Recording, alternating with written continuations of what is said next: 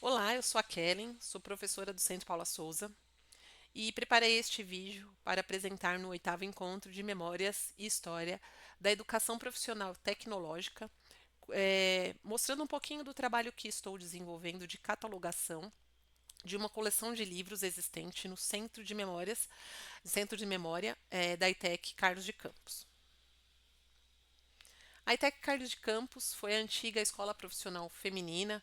Ela tem 113 anos, foi inaugurada no bairro do Brás e foi um modelo de ensino para a profissionalização de mulheres.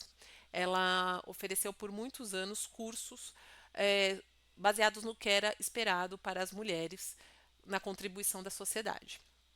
Alguns desses cursos, como por exemplo, corte e feitio de roupas brancas, bordados, rendas, flores, ornamentos de chapéus. Elas, em geral, eram filhas de imigrantes no início, operários, e importante ressaltar que os cursos e currículos dessa escola, nesses 113 anos, sofreram muitas modificações, acompanhando as necessidades da sociedade. A escola possui um centro de memória localizado em duas áreas, uma no antigo edifício, onde funcionou o dispensário de puericultura.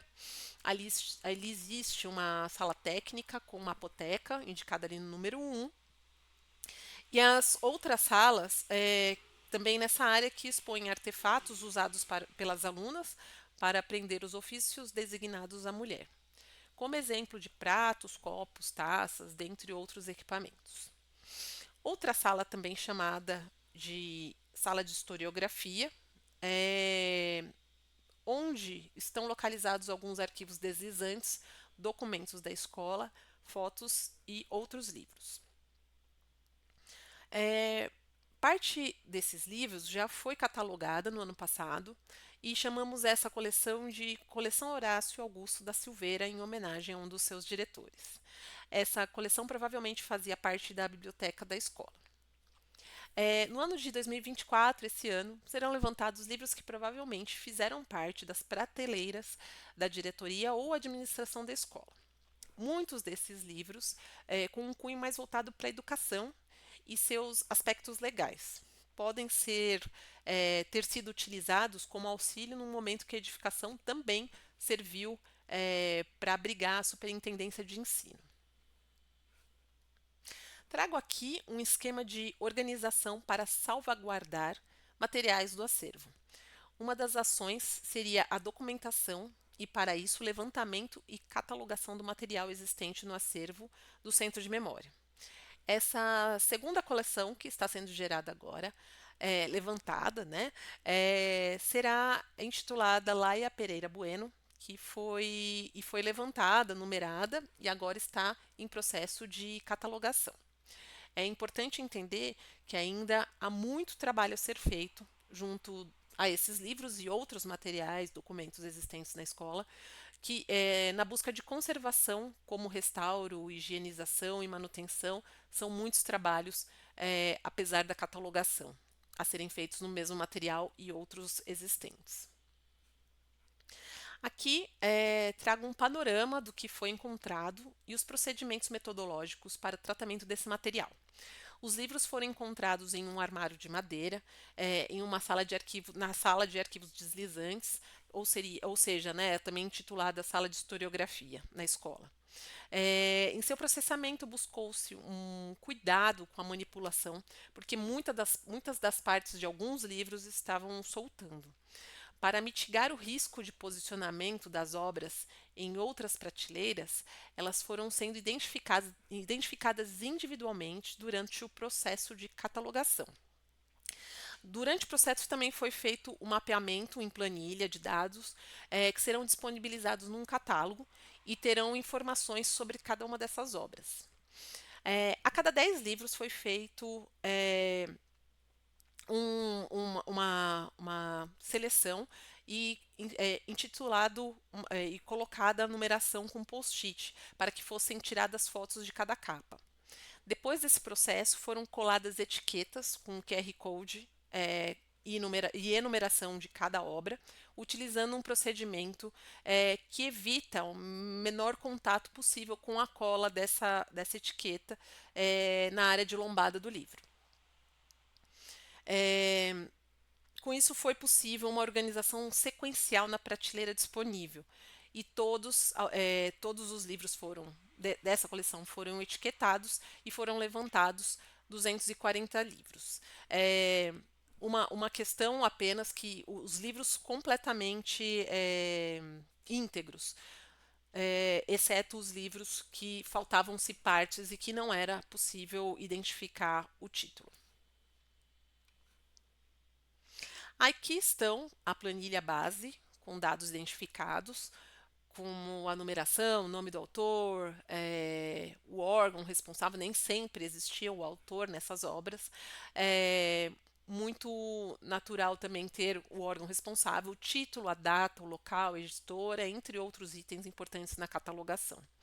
Acima dos prints, o primeiro mostra a configuração da ficha em Excel, onde após inserido o número do livro, fórmulas foram configuradas nesse Excel para que os demais dados fossem trazidos dessa planilha mãe, essa que está abaixo. A imagem central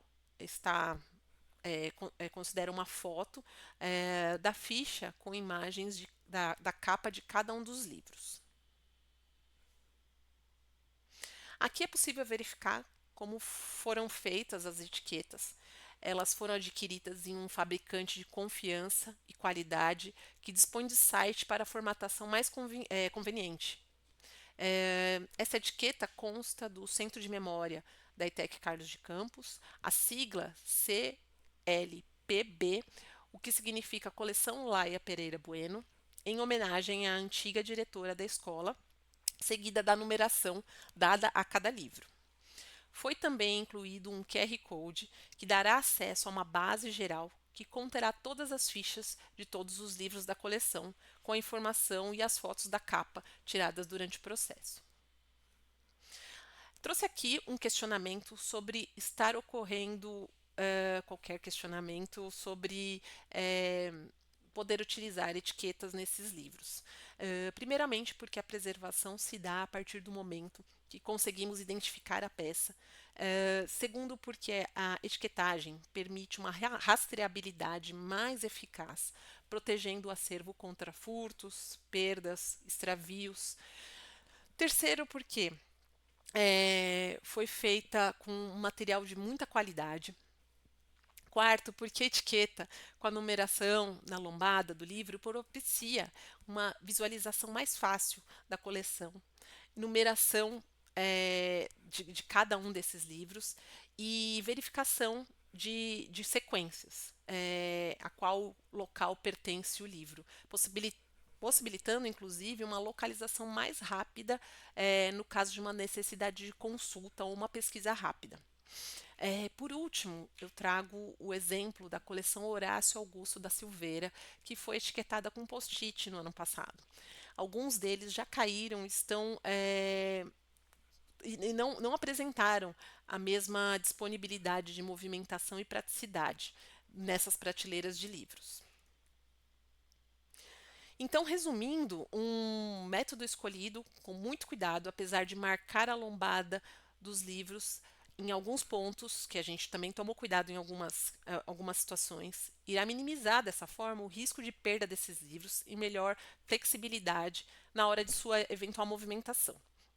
O centro de memória está passando por uma série de modificações, principalmente essa sala de arquivos deslizantes, por isso é essencial que não se perca nenhuma das obras catalogadas. O que buscamos é que esses livros possam ser vivos, consultados por pesquisadores e estudantes no futuro e que, para isso, esse trabalho possa ter sido de grande utilidade. Aqui algumas fotos dos livros, como eles foram encontrados em um armário de madeira na sala de historiografia. Esses livros foram dispostos em uma mesa e observou-se que uma boa parte deles compunham pequenos fascículos, pequenas coleções de livros, em geral voltados para a educação e legislação acerca do tema. Aqui algumas fotos do trabalho em desenvolvimento e o procedimento de uso parcial da etiqueta, principalmente em livros que apresentam maior fragilidade na lombada, não tenham verniz na lombada principalmente. Nesse caso aí é possível observar que foi recortada e mantida a parte inferior da etiqueta e coladas apenas as pontas nas laterais, com uma fixação nessas extremidades apenas para mantê-los fixos à unidade do livro. A seguir, o trabalho que era realizado, que fora realizado nas capas, para posteriormente compor o catálogo com a sua devida numeração. Então, cada uma das capas numeradas com um post-it abaixo, apenas para a foto, e depois passava pela etiqueta. Aqui um exemplo de um dos livros levantados sobre administração escolar. Trago um título aqui como exemplo: Como se organiza e se administra uma biblioteca escolar. Trata-se de um exemplo do que foi encontrado nessa coleção, que é muito rica. Essa é uma foto do trabalho já finalizado não a parte de catalogar, mas a parte de organizar e etiquetar. Buscou sempre que possível organizar essas coleções de forma sequencial, né, cada um desses fascículos de cada livro. Dessa forma, os livros terão mais flexibilidade de movimentação, tanto para algum possível empréstimo, verificação, consulta, quanto dentro do próprio centro de memória, quando tivermos um local mais pertinente. Nem digo empréstimo, porque são obras muito frágeis, mas pelo menos uma consulta ali, né, no momento que o centro de memórias estiver mais adequado para receber pesquisadores e alunos. Esses são alguns dados sobre os tipos de livros encontrados a partir da divisão por assunto. Então, 41% da sua maioria, do total, né, relacionado ao assunto da educação, 39% legislação, 6% administração, o que configura uma coleção que possivelmente realmente serviu aos administradores e diretores da escola. A maioria desses livros não tinha um autor, mas um órgão responsável pela publicação. Em primeiro lugar, ali está o Ministério da Educação e Cultura, com 45%. Um segundo, o Governo do Estado de São Paulo, com 32%. Fundação Getúlio Vargas, com 4%. Por aí vai. É uma coleção voltada para a consulta daqueles que têm interesse em assuntos históricos voltados para a administração escolar e o ensino profissional. Na sequência estão as coleções que tiveram maior volume de levantamento, como a coleção de leis e decretos do Estado de São Paulo, a revista de Direito Administrativo, fascículos chamados Acta, dentre outros. Aqui a variação dos temas distribuída ao longo dos anos. Mais precisamente, a gente observa ali as décadas de picos que estão concentradas na década de 1940 e 1960. Ao lado há um gráfico que relaciona ilustrativamente ali os anos de gestão de alguns diretores, e novamente é possível verificar esse mesmo pico nos anos 60 e sob a gestão da professora Laia, nos anos 1940. Como conclusão, além dos cuidados com a manipulação dos livros, sempre é necessária uma metodologia de organização e coleta dos dados e de identificação de cada um dos livros. Isso acaba ajudando e evitando retrabalhos que foram sofridos na catalogação que foi realizada no ano passado.